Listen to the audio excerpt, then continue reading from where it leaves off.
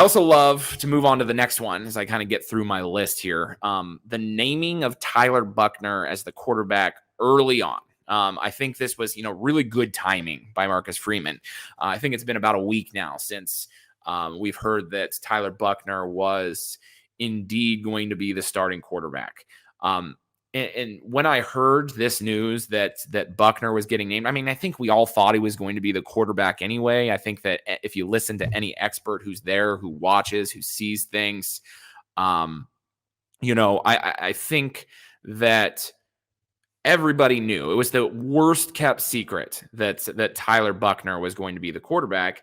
However, given that neither he nor Pine had really started, had significant time starting, significant time playing the quarterback position last year. And I'm talking about, leading multiple drives. I know Tyler Buchner had Virginia Tech. I know Drew Pine had Wisconsin. They both played at times for different reasons, and they got significant times in a game or two, but neither of them has the I guess, experience of starting multiple games, being the quarterback that the other team has scouted for, so on and so forth. Given all that, I think you had to make this at least a little bit of a competition, because, you need to motivate those guys. And I think that's what happened. And I think the decisiveness of Freeman to make this decision was welcome relief from what Notre Dame fans have become accustomed to when it comes to their quarterback position. So many times, I think back specifically to the Malik Zaire, Deshaun Kaiser saga that I think really played a major part in Notre Dame going 4-8 in 2015. There was no decisiveness at the quarterback position. Everett Golson and Tommy Rees, to go back a little bit further, there was no decisiveness. To me, this shows the decisiveness from Marcus Freeman. If there's anything that I like about Marcus Freeman when you compare him back to Brian Kelly, it's that this guy doesn't mess around. This guy makes decisions.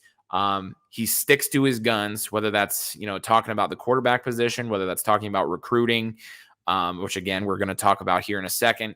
And it shows that this team has a direction. And again, like I said, when I was talking a little bit earlier, it shows that there is a game plan in place for Ohio State, that we know what we're doing against Ohio State. We've got weeks to prepare. And I expect that because of all of these things, because of who Marcus Freeman is and his leadership style, his decisiveness, and his ability to let Tommy Rees go out and design an offense and know who he's designing an offense for and game planning for. That means that shows something to me that I really like about Marcus Freeman and this staff, this coaching staff at Notre Dame.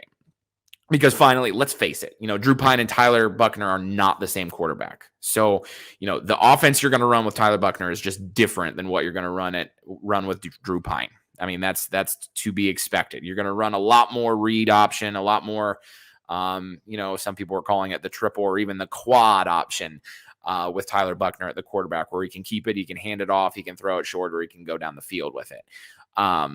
So, it only is going to do good things for Notre Dame to know who the quarterback is, for the rest of the offense to know who they're blocking for, to know where the ball's coming from, to know what types of plays they're going to run, to start wrapping their head around doing it. Because if you're waiting till the week of the Ohio State game to know all that, it's too late. It's far too late.